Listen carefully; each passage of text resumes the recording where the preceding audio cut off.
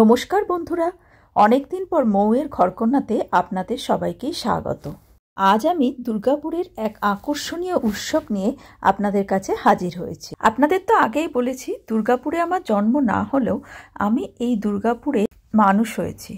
দীর্ঘ 30 বছর পর এই টয় ট্রেনের রেলপথ ধরে হাঁটতে হাঁটতে টয় ট্রেনের পাশ দিয়ে পৌঁছে গেলাম এক দুর্গাবনের আকর্ষণীয় জায়গায়। এখানে আমার ছোটবেলাকার অনেক গল্প আছে, সে গল্পে পরে আসছি। এখন যে কারণে এখানে এসেছি সেই গল্পটাই আপনাদের সাথে তুলে ধরি। আলোয় ভরা একটা উৎসব মুখর পরিবেশ, আর ওই যে আকাশে ফানুসটা উঠছে, সেটা কি আপনাদের লক্ষ্যে আসছে? চারিদিকের ব্যান্ড পার্টির বাজনার মধ্যে আমি এক উৎসব মুখর পরিবেশে কোথায় চলে এসেছি তা তো এতক্ষণে আপনারা জেনেই গেছেন আমার থাম্বনেল দেখে। আমি এসে গেছি দুর্গাপুরের কুমারমঙ্গলম পার্কে, যেখানে ছট পুজোর উৎসব খুব সমারোহের সাথে পালন হয়। এটা আমি জীবনে প্রথমবার এখানে দেখতে এসেছি। এত বছর দুর্গাপুরে থাকা সত্ত্বেও কিন্তু আমি এখানে কোনোদিন আসিনি। এই প্রথমবার আপনাদেরকে দেখাবার উদ্দেশ্যেই এখানে এসেছি। এখানে আসিনি মানে এই ছট পুজো উৎসবের সময় এখানে কোনোদিন আসিনি। জাতি ধর্ম বর্ণ নির্বিশেষে বহু মানুষ তাদের পুজোর ডালা মাথায় করে নিয়ে এই উৎসবে এখানে সামিল হয়, কারণ এখানে আছে জল, যে জলের প্রয়োজন হয় এই পুজোর পালনের জন্য। আবার আমার মতো কিছু মানুষও আছে যারা এই পুজোটাকে দেখবার জন্যও আসে। এই পুজোর নিয়মকানুন আমার বিশেষ জানা নেই, তবে ঘুরে ঘুরে যেটুকু বুঝতে পারলাম সেটুকুই আপনাদের জানাই। আপনারা হয়তো এর থেকে অনেক বেশি ভালো জানেন, তো যারা এই নিয়মকানুনগুলো জানেন আমাকে কমেন্টের মাধ্যমে জানান।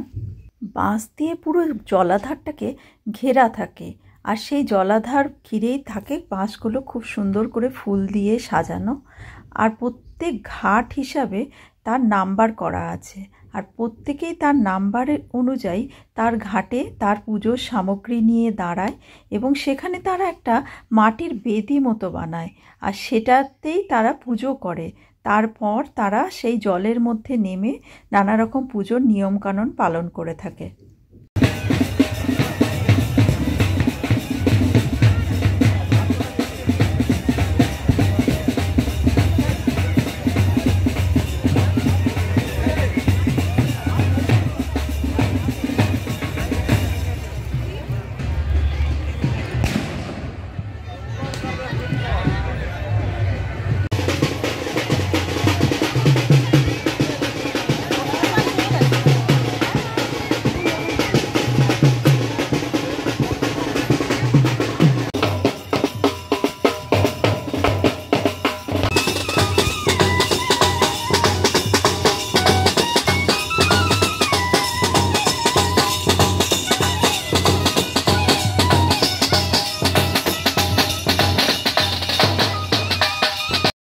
আপনাদের তো আগেই বলেছি আমি এই পুজোর নিয়মকানুন বিশেষ জানি না, তবে ঘুরে ঘুরে দেখতে দেখতে আমার ছোটোবেলাকার স্মৃতিচারণ হচ্ছিল।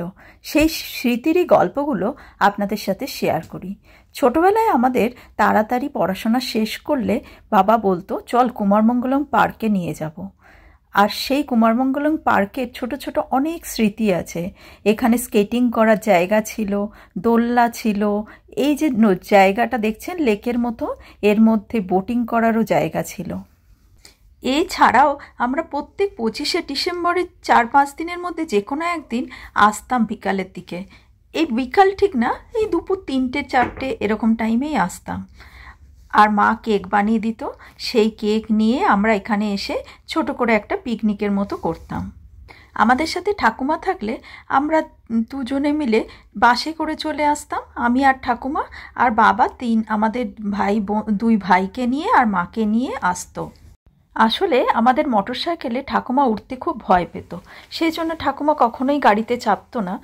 আর ঠাকুমা গ্রামের বাড়ি থেকে সবসময় আমাদের কাছে এসে থাকতোও না, তো যখন থাকতো তখন আমি আর ঠাকুমা বাসে চলে আসতাম। এবার আসি কুমারমঙ্গলম পার্কের কথায়। এখানে ঢোকার একটা সামনের দিকের গেট ছিল, আমি এটা যেটা দেখাচ্ছি পেছন দিক থেকে, আর সামনের দিক থেকে একটা ঢোকার জায়গা ছিল। সেখান দিয়ে ঢুকে টিকিট তখন ছিল না, মাঝখানে টিকিটের ব্যবস্থা হয়েছিল, তখন অবশ্য আমরা কোনো দিন আসিনি। আমরা যখন ছোট ছিলাম এখানে ঢোকার জন্য কোনো টিকিট লাগতো না। তো ওইখান দিয়ে ঢুকে তারপরেই সামনে থেকেই বাঁদিকে ঘুরলেই ছিল দোলনাগুলোর জায়গা। ওখানে আমি আর আমার বড় ভাই ভীষণ দোলনা চাপতে ভালোবাসতাম। তো ওইখানে, আর তখন তো দুর্গাপুরে তেমন কোনো পার্কও ছিল না, সেই জন্য ওটা আমাদের কাছে, কুমারমঙ্গলম পার্ক মানে ওটা আমাদের কাছে বিশাল ব্যাপার। এখানেই আমরা প্রথম দেখি স্কেটিংয়ের জায়গা। সেই জন্য বাবার কাছে প্রত্যেকবার যখনই আসতাম সমানে বায়না করতাম, বাবা আমাদেরকে স্কেটিং করার জুতো কিনে দাও, জুতো কিনে দাও। বাবা অবশ্য আমাদের জন্য এরকম জুতো অনেক খুঁজেছিল, কিন্তু সেই সময় তো সেইভাবে পাওয়া যায়নি। এছাড়া আরও একটা আকর্ষণীয় ব্যাপার ছিল এখানকার টয় ট্রেন। এই টয় ট্রেনে করে ঘোরার একটা আলাদাই আনন্দ ছিল। এখন তো টয় ট্রেনটা পুরো ভগ্নপ্রায় অবস্থায় রয়েছে। ছট পুজোর সময় জলের মধ্যে যাতে কোনো বিপদ না ঘটে সেই জন্য এই সময় দেখুন রেস্কিউ করার ব্যবস্থাও ছিল, আর বাথরুমও ছিল, যাতে সকলে স্নান করে উঠে জামাকাপড় ছেড়ে শুকনো জামাকাপড় পরে বাড়ি যেতে পারে।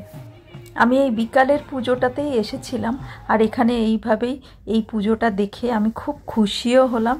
আপনাদের কেমন লাগলো অবশ্যই জানাবেন।